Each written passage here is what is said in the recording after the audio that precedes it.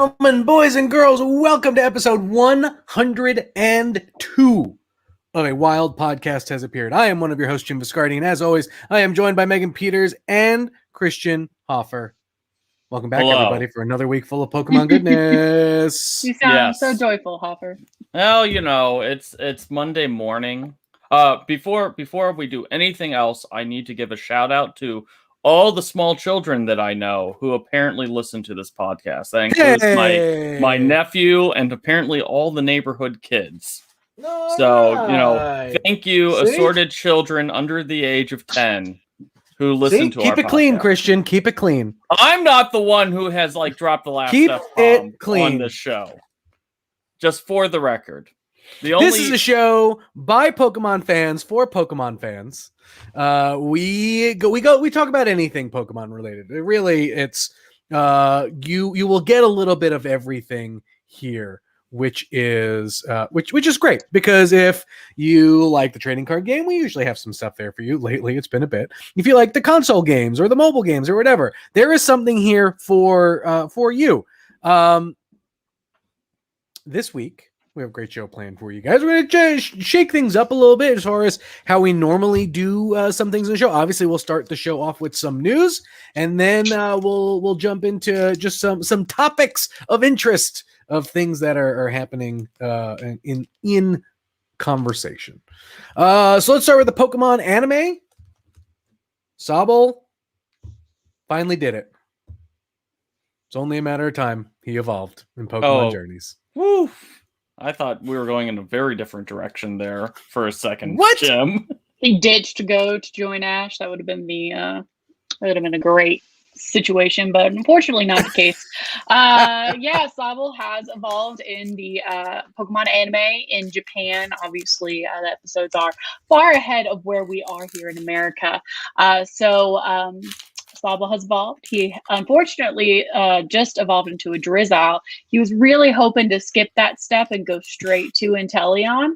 That did not happen, but we can safely assume he will evolve into Inteleon pretty soon. I mean, they're not going to waffle with this mid form. I'm pretty certain. But Go actually did have a nice moment with Sobble. He finally actually talked to his Pokemon, which was, strange to see because that never happens. But yeah, it was pretty nice. I did enjoy it. Sobble's now Drizzile. Basically, Go is just continuing to ride off the coattail of his Pokemon's doing whatever they want. So yeah.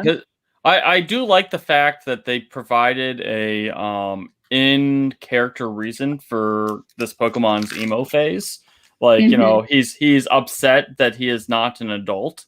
And so he is mopey. And I was like, oh, that actually is a very good way to introduce emo Drizzile, which all Drizzile look emo, but this, provides some post-canon character, or not post-canon, after the fact characterization that just happens to fit in with that character design. It made me laugh. I got a good chuckle out of that. Yeah, I was just gonna say that that explanation, that kind of in-universe explanation for Drizzile really does suit.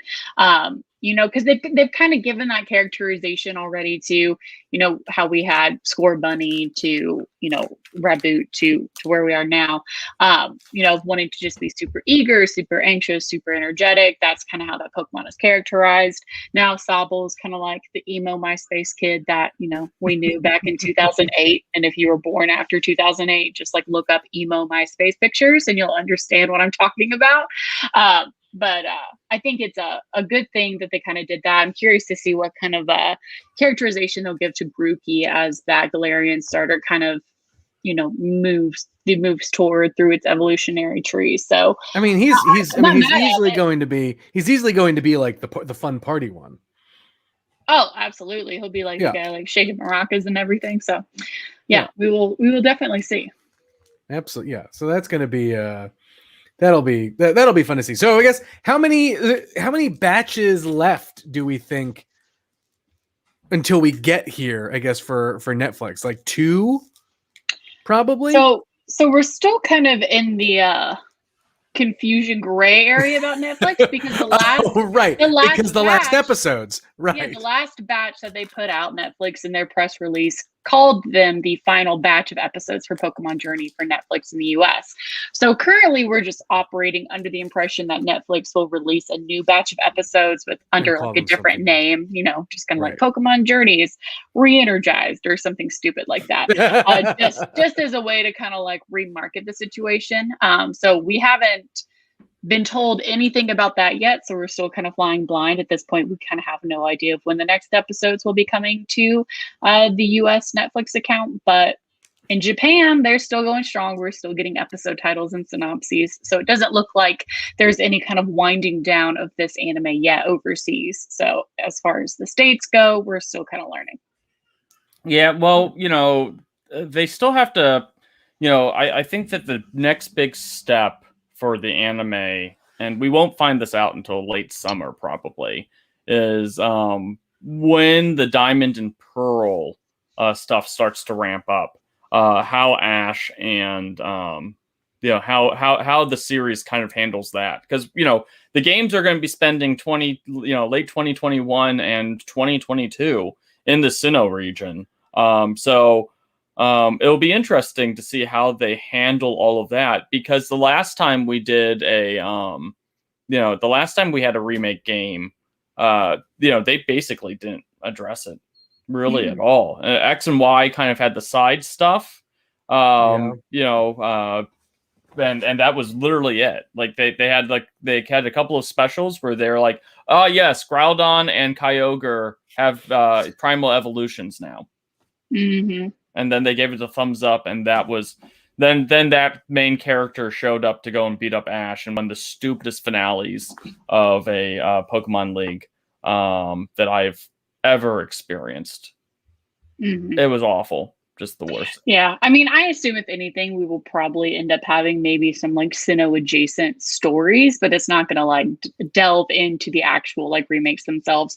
Or alternatively, they do something like, Twilight Wings, where they do like a little, OVA or maybe 4-episode miniseries just to like dabble into that world. But I think if Pokemon company is going to save its budget for any kind of OVA, anything like that, they're going to save it for, Legends. So they can kind of focus on like the Arceus period, ancient kind of Pokemon stuff. So we'll see. I'll be interested. I don't think they're going to do anything really big for it at all, but, they could surprise us. Mm-hmm. All right, let's move to Pokemon Go Sustainability Week. Yep, it starts happening. It starts it starts tomorrow, I believe. Tomorrow. If I am remembering stuff, give me a second. I can pull it up on the internet that we are hooked up to. So the interesting thing with the sustainability campaign, it does start tomorrow at 10 a.m. local time. Pokemon like Grimer, Drillbur, Trubbish, Ferroseed, and others will appear in the wild. The two big draws of it is Binacle, which is the absolutely fantastic like coral Pokemon that first appeared in Pokemon X and Y, will be making his debut along with Shiny Trubbish. But the big thing, Shiny Trubbish. Yes. Gimme. I just want some shiny trash, casually. I collect it. Everyone's favorite dog Pokemon is finally making, getting its shiny in the game. But the other thing with the sustainability, cat. Wasn't it a cat? It showed up in the cat art. No, I'm pretty sure it's a dog. I'm pretty sure. I mean, it's a we dog. know it's a dog, but they did put it in the cat. Right, art. but remember Trubbish showed up in that cat art where it was like all the Pokemon cats, and then Trubbish. No, I'm pretty sure those were all dogs, Jim. Stop. Okay, I get it. The joke is terrible.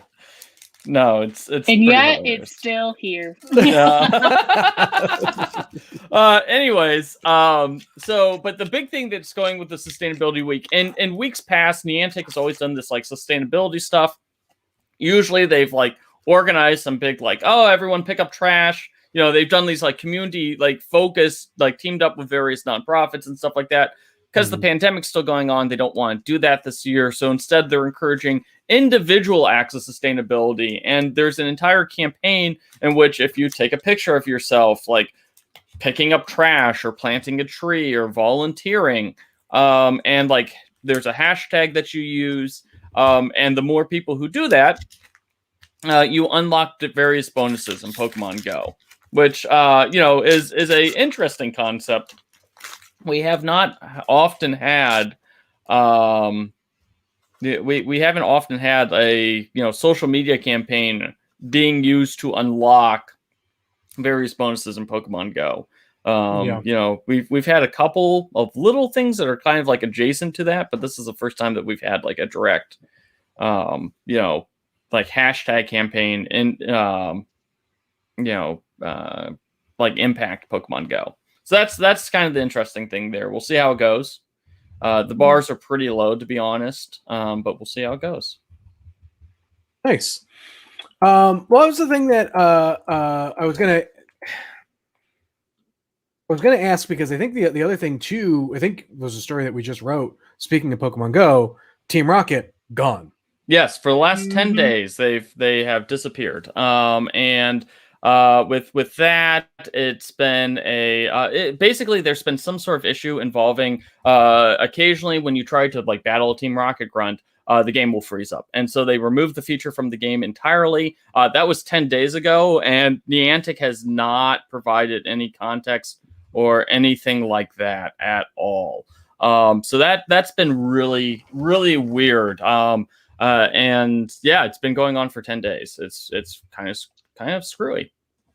So the other kind of thing related to screwy stuff is the Pokemon Home is ending a lot of their compatibility with older iPhones. So the mobile app, if you have an older Android device or anything like that, it's a bunch of a handful of Androids and some of the older iPhone models.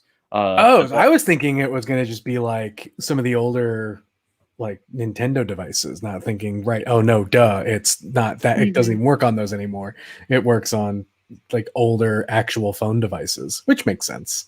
Yeah, no, it's just the mobile stuff. The Switch is fine. But yeah, so if you have an older smartphone, be sure to check to see if it will still be compatible with Pokemon Home, because you might lose out on all those mobile features, which is like mobile is a big part of that Pokemon Home experience. So we'll see how that goes. Yeah. Well, I mean, how have you guys been using Home at all? Yeah. Like, do you use it? Do you use it quite a bit? Not as much now, because we're kind of like on the off cycle of the Pokemon games. But I go and use it pretty regularly. I'm trying to get a living Pokedex going. I'm missing like 30 Pokemon. Yeah, so like I still regularly use it because I'm trying to like get my hands on. There's a handful of non-legendary Pokemon, like non-legendary, non-mythical Pokemon that I don't have. So I use Pokemon Home to try to get my hands on some of those. Other than that, I don't really use any of the other features at the moment. Yeah, it was fun because I think that like this thing, I saw some people.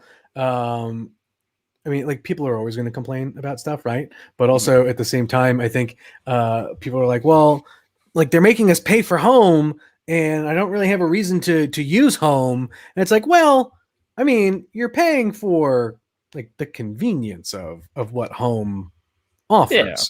And so, like, I pay for extra storage in my Gmail. Does that mean I'm going to use it all the time? No, but yeah, people need to lighten up. I mean, yeah, it's kind of like with the Pokemon Bank, we had to pay a yearly fee on that, and I don't know, like, all that was a cloud storage thing. Like, Pokemon Home has a lot more compatibility. It's got the full version of the GTS. Like, I like the Wonder Trades. It's a good way of getting rid of if you're trying to breed Pokemon or if you're trying to do shiny Pokemon. I think Pokemon Home's it's fine for what you're paying for. I've gotten some fun stuff in the Wonder Trades. Yeah. Yeah, me too. Like, I've enjoyed it. Like, I'm probably on there maybe once a week. Yeah, well, that's fair. All right, we are going to take a quick 60-second break, and then when we get back, we got more Pokemon fun stuff to talk about. So stay tuned.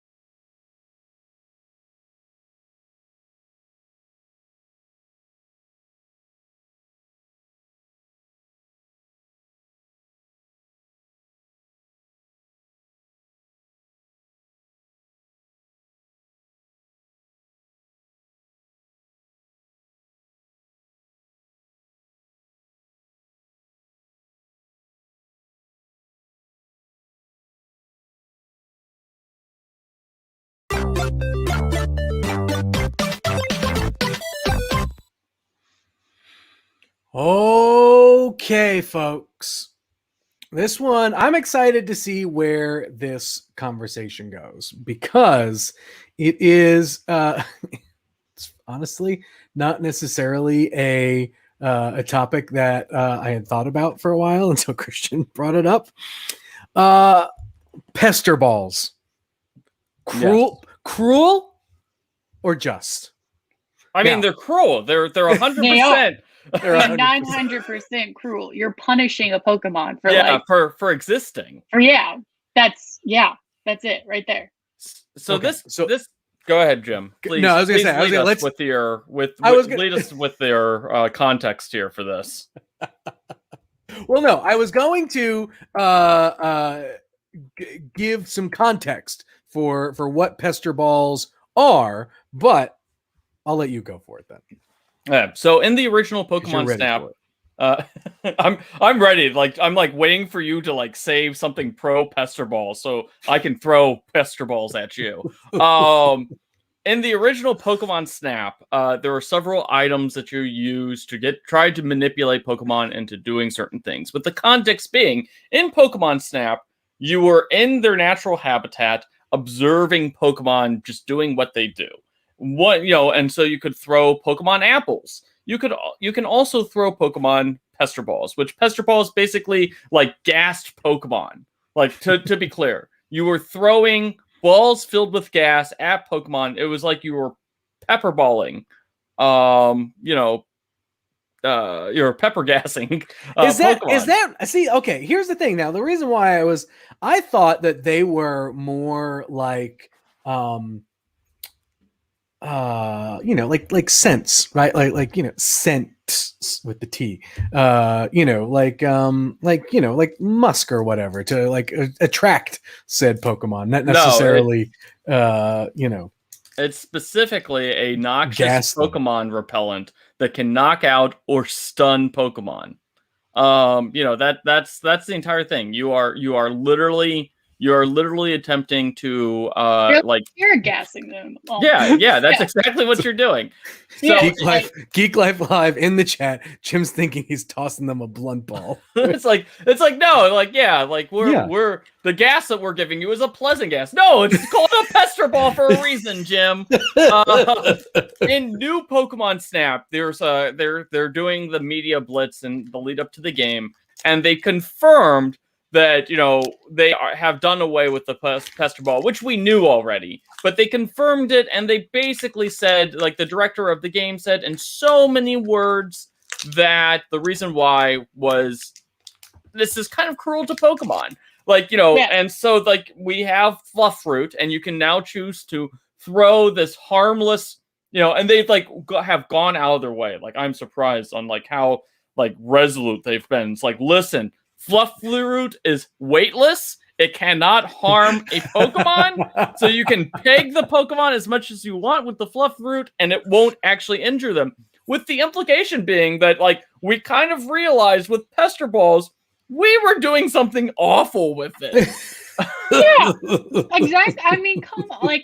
like when you're like younger, like when I first played Pokemon Snap, like I threw those things like candy. Like you just don't think about it. Like you're just so single-mindedly wanting that photo that you've been trying to get. But like now that like you consider the real world and universe repercussions of like what a Pester ball would be. I mean, you're essentially just throwing a smoke bomb of like tear gas at these Pokemon who are just living their best lives in their own habitat. It's not like they came at you and were like, rabid and being actually like aggressive. Like, no, you're just supposed to be like a wildlife documentarian taking photos. And like, you should just be sitting there taking what photos you can get and being happy for it. Like, there's no need to be like, pestering these Pokemon. Yes, Jim, please give us the pro Pester ball argument here. No, there is no pro Pester ball argument. Richard, can you pull up on screen the album art for this week? Because I would like to talk about the design of the Pester ball. Look at that thing. It is a weird disco ball looking kind of thing. Like, look, there are a lot of strange Pokeball designs. Thank you, Richard. That one probably ranks up there as the strangest. You know why it's so strange? Because it's a crowd suppressing device. Okay, but look, Zenpai goes, we used to throw rocks at Pokemon in the Safari Zone. Yeah, because the context is you are a 10-year-old child at a zoo. Like, I'm not excusing that behavior, but like if you've never seen a obnoxious 10-year-old at a zoo, and you know what the difference is? The Tauros come at you. Like, go ahead, throw a rock at a Tauros, see what happens. There's a very popular phrase that I'm not allowed to repeat because it uses very strong language, but it's the equivalent of mess around and find out. Is what goes around comes around is basically how that functions. The other thing that, like, presumably, I mean, I know obviously in Pokemon Snap, the avatars of which you're playing, I mean, they're still like juvenile, like they're still like, they're not like grown people. But like, if you are going with the idea that you're supposed to be a peaceful, like Pokemon photographer, you should know better than to just like purposely go into a habitat that's not your native one and like messing around. But as we have seen in real life, humans don't always have that foresight and propensity to remember these things. So they just kind of do what they want. So yeah, I kind of wish there had been a feature in like the original Pokemon Snap that if you threw too many Pester balls, they would just just injure you, knock you out, electrocute you. I also throw your little tram off the break your camera, like, do something. Like, come on. I also think it's really hilarious that the implication here with the Pester balls is that Todd Snap, well-known anime character Todd Snap, has no qualms about gassing Pokemon in order to get the perfect shot. Like, Todd Snap is an objectively terrible person. Like, just literally the worst. I think that's what the conclusion that we can take away with this. It's like, because so really, so Red goes and throws stuff at Pokemon, which awful, like bad on Red, and Todd Snap gasses Pokemon. Truly, these are the secret villains of the Pokemon universe, and there's a reason why in every subsequent Pokemon game you have the opportunity to beat Red up like 5 times. Like, you are avenging a wrong done to the Pokemon universe here. So Todd Snap, worst character of all time. I mean, that's obviously a hyperbole. That's a little bit much there. Does anyone have I'm totally going more back on my design thing. Does anyone have a favorite type of Pokeball? Love ball.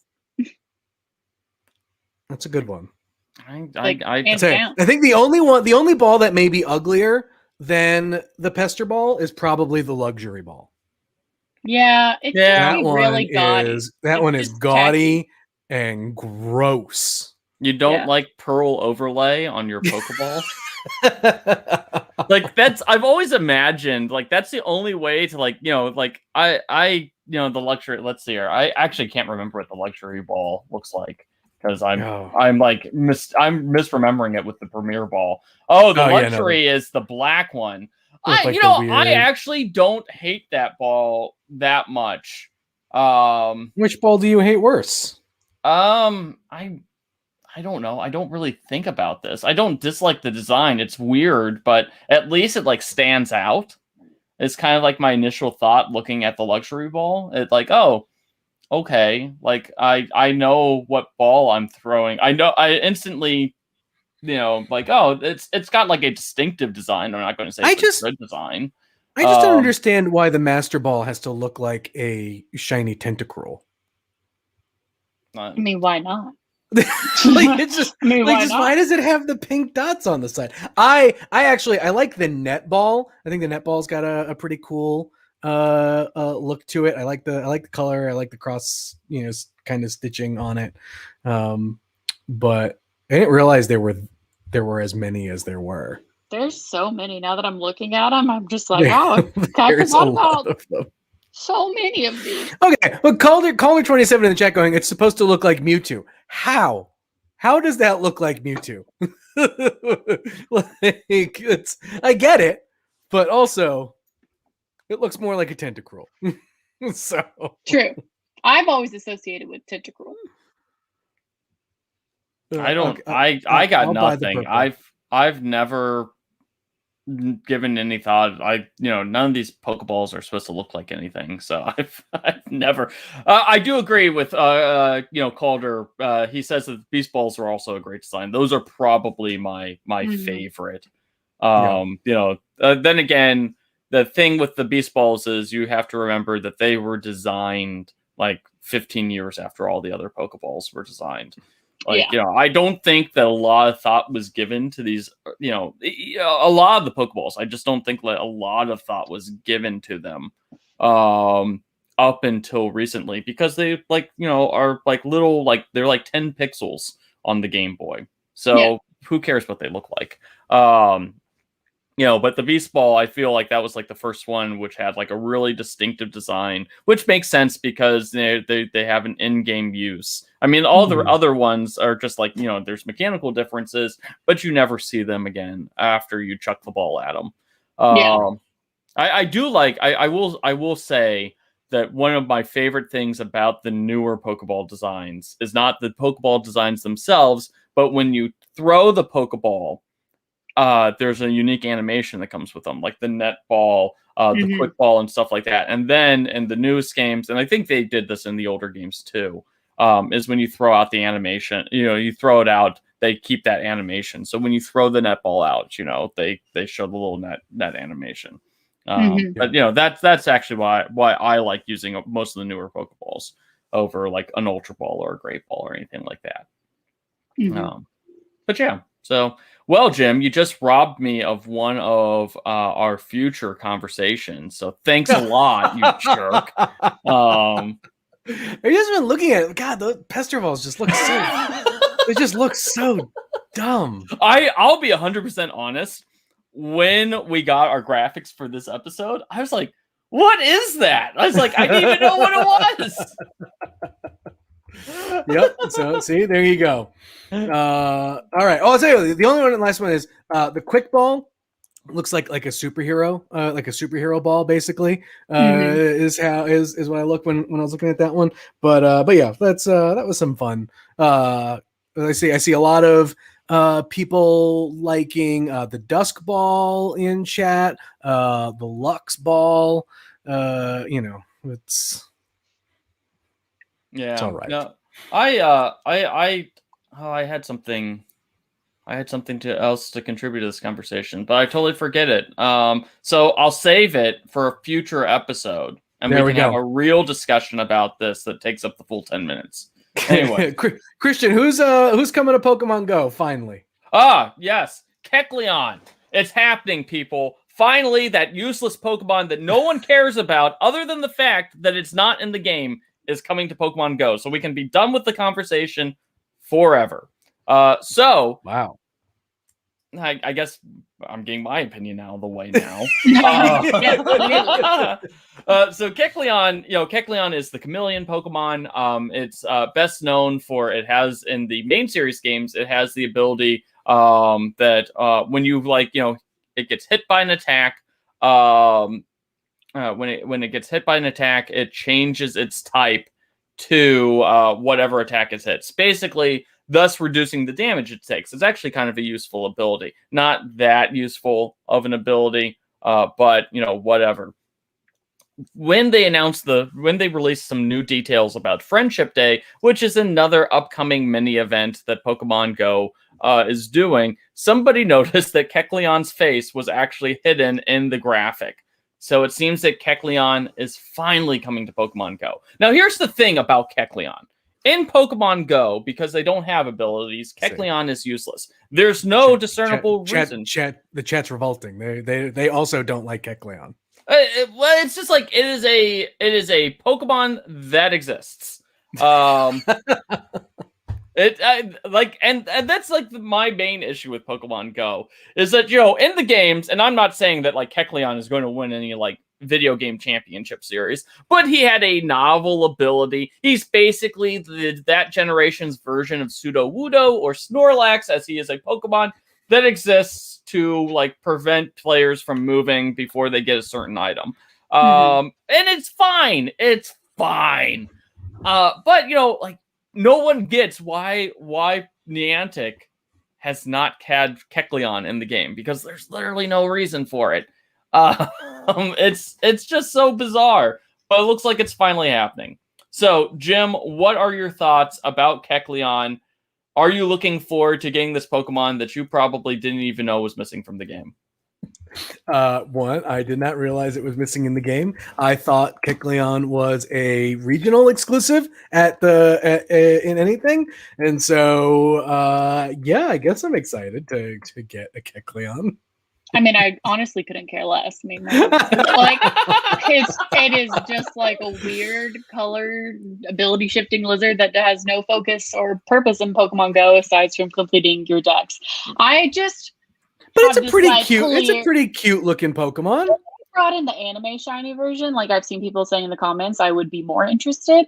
But I will say that I can just imagine like the team at like Niantic just being like, let's just mess with them. Like, let's just not include one random Pokemon and just really, really upset the collectionists and the completionists. And they're just like randomly used a number generator and kept. So is he going to photobomb people? We don't know yet because they haven't officially announced him yet. It's just that people noticed that in this graphic there's Kecleon's face, and people are pointing out, and rightfully so in the comments, that Kecleon is a normal type. There's no discernible reason for him to appear in a mini event that supposedly features grass type Pokemon. But there's Kecleon's face. It's there. And there's no getting around it. Kecleon's, they're teasing Kecleon at long last. My personal theory is that Kecleon, they're going to keep teasing Kecleon for a few months until we get like a normal type event, or this was going to be the beginning of a build, because at this point it's basically like a freaking meme. It's kind of like with Ditto. I mean, we all remember when Pokemon Go first came out and Ditto wasn't in the game, and people did all sorts of crazy stuff trying to find Ditto. And then it just turned out they're like, yeah, we just didn't put Ditto in the game. That was like, it's like, no hidden Easter egg, just no Ditto.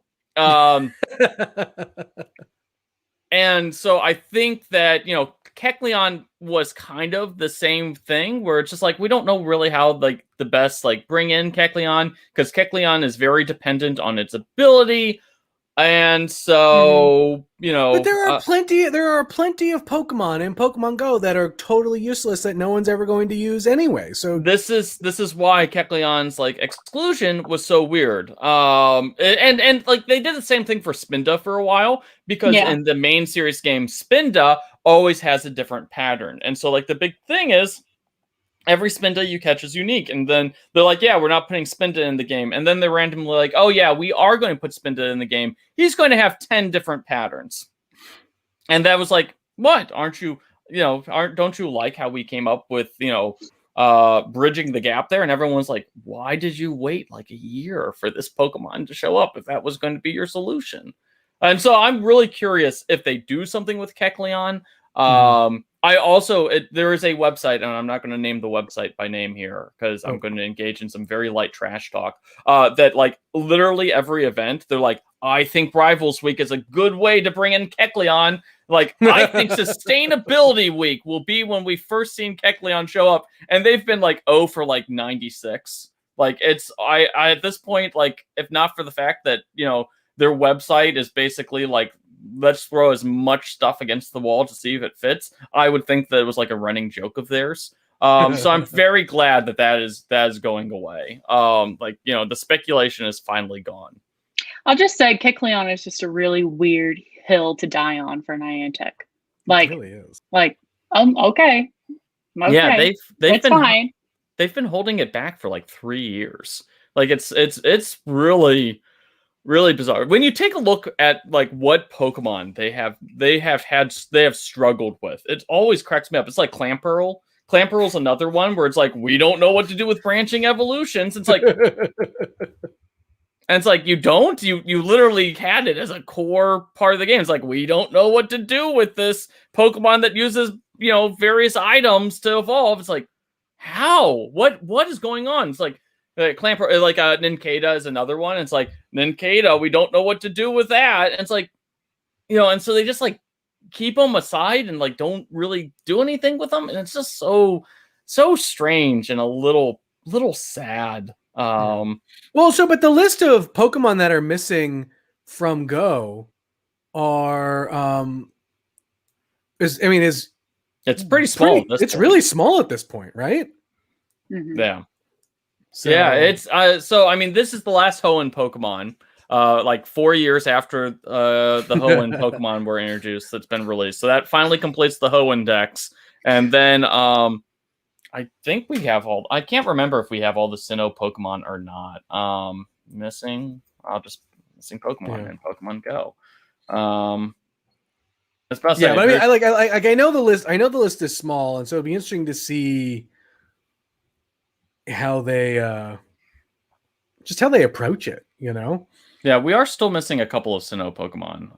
And but it's all mythical Pokemon. It's Phione, Manaphy, Shaman, and Arceus, and then we still have some Unova Pokemon missing that they've slowly been introducing over time. Like we just got Tynamo here not too long ago, so it's weird because they're allegedly rolling out Kalos Pokemon.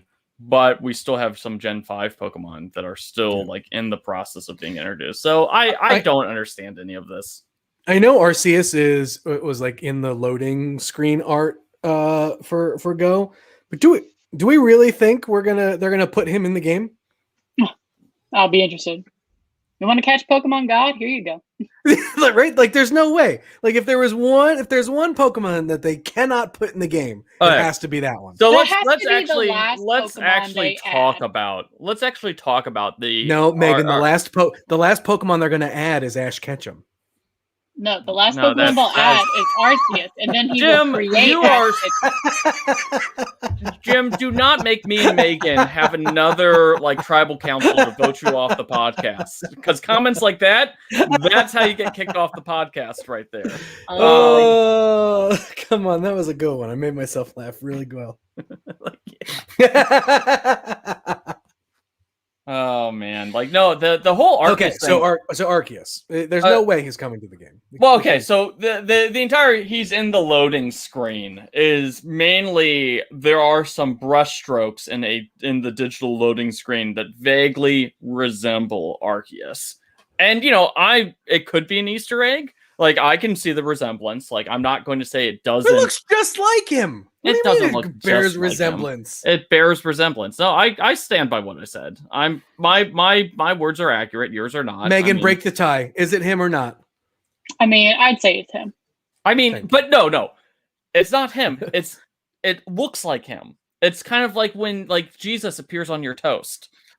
Oh, God. That's exactly what it is, because it's Pokemon God, like Jesus Cheetos. Like when people try Cheetos that look like the the prototypical Western view of Jesus. this is that. Yeah, well, that is an excellent comparison. And it's not even something like with Kecleon's face hidden in the background where you zoom in and you're like, oh, that's legitimately Kecleon's face. He's invisible. This is just a bunch of, brush strokes that kind of resemble Arceus's general form.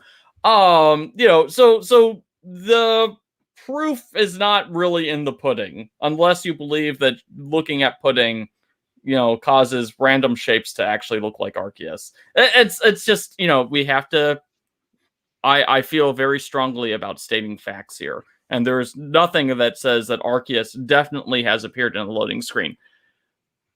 It could be coincidence. That's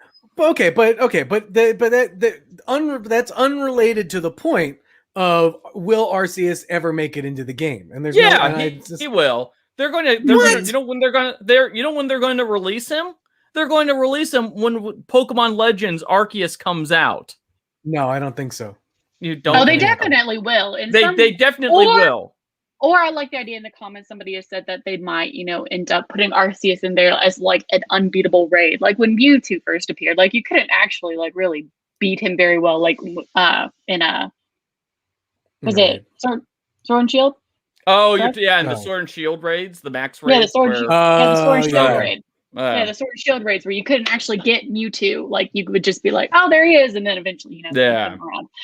So I feel like that might be kind of the situation that they have to do for Pokemon Go, because that would be a very strange situation otherwise. But I do definitely believe he will be showing up in some sort of promotional tie-in. I mean, if not, they are really not doing well. They're really missing a solid opportunity there for some synergy. Yeah, I don't think it's going to happen. Okay, Jim, you're really having a wrong day today. Sure, it makes ball, sense. Anti-Arceus, or Arceus, or however you pronounce it. It's the trailer for Legends. The trailer for Legends straight up said how to say Arceus.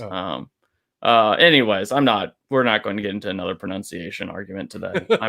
I'm tired. It's Monday. I do love, calling on, what about Golden Ho-Oh or Crystal Onyx? Like, I still waiting. I'm still waiting for my Shadow Lugia. Like, I am shocked that one of those was not like an April Fool's gag or a super limited time like April Fool's event, right? Like he shows up, you get it in the game, and then like April 2nd rolls around and it's just a regular ass.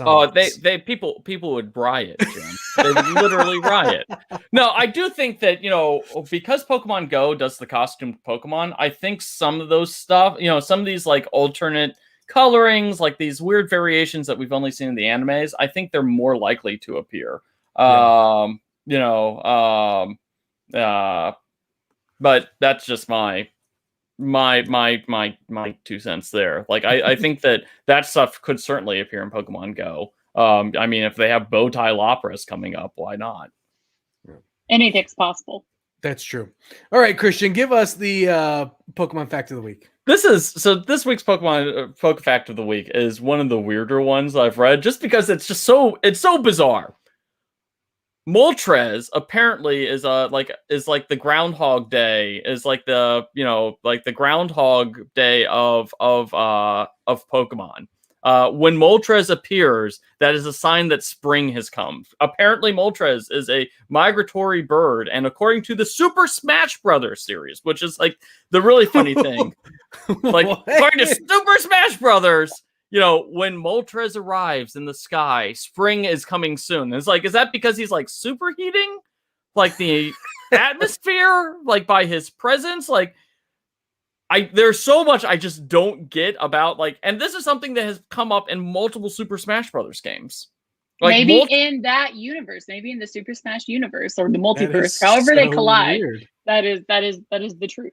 That is very strange, though. I will admit. And also, so like I guess I can kind of get it, like because Moltres is a roaming legendary Pokemon, like many other legendary Pokemon.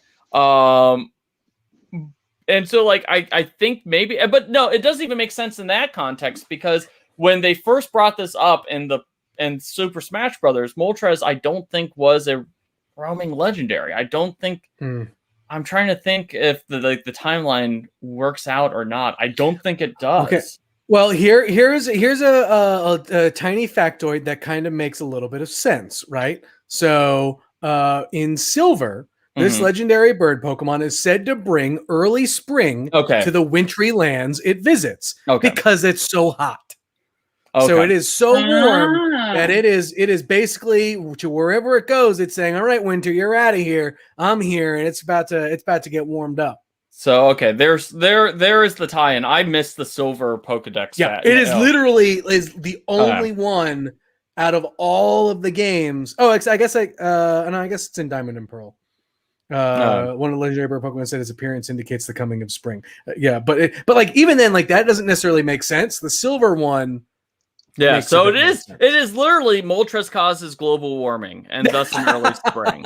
Although I love this totally macabre one where it's basically like, if this Pokemon's injured, it's said to dip its body in molten magma.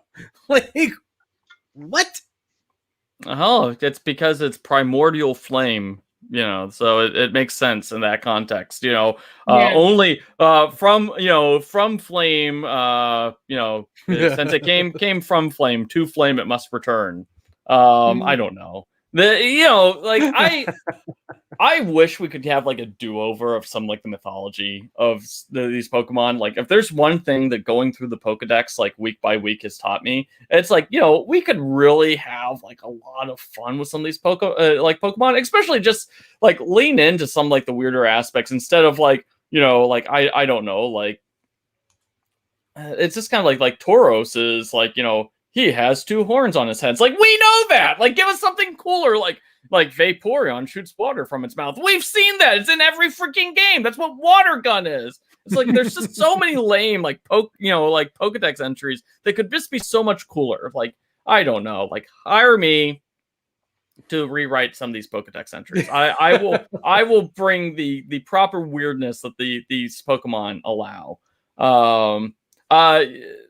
People are now arguing over whether or not Moltres is a phoenix. Interestingly, give me 1 second because there's actually something that ties into this. Moltres could be a so there's some debate as to whether Moltres is a phoenix or not. It is a flaming bird, which is a phoenix. However, there's there's lots of different firebirds in there. One of the more interesting ones is there's the vermilion bird, which is another like firebird, but it is that actually really resembles what Moltres looks like. If you ever like look at what Moltres looks like and compare it to this it's called Suzaku. It's a Japanese mythical bird, and that's probably what Moltres is based off of, and is not a actual phoenix. We know that like Ho-Oh probably is closer to what the phoenix represents, as that Pokemon specifically has like rebirth and death and all that stuff, like in its mythology. So that is and specifically Ho-Oh. Yeah, Ho-Oh actually is very much like the phoenix. Moltres is probably just a different firebird. Like the firebird myth is pretty common throughout different cultures, but not every firebird is a phoenix. And that is my rant about mythology. All right. Well, I do want to take some time. Like, look, reviews have been rolling in red hot, and so I appreciate everyone taking the time to do that. So I'm going to go through some of them here really quick, and then we'll get out of here. This one's from MA14. I hate when people mispronounce Nido King Queen.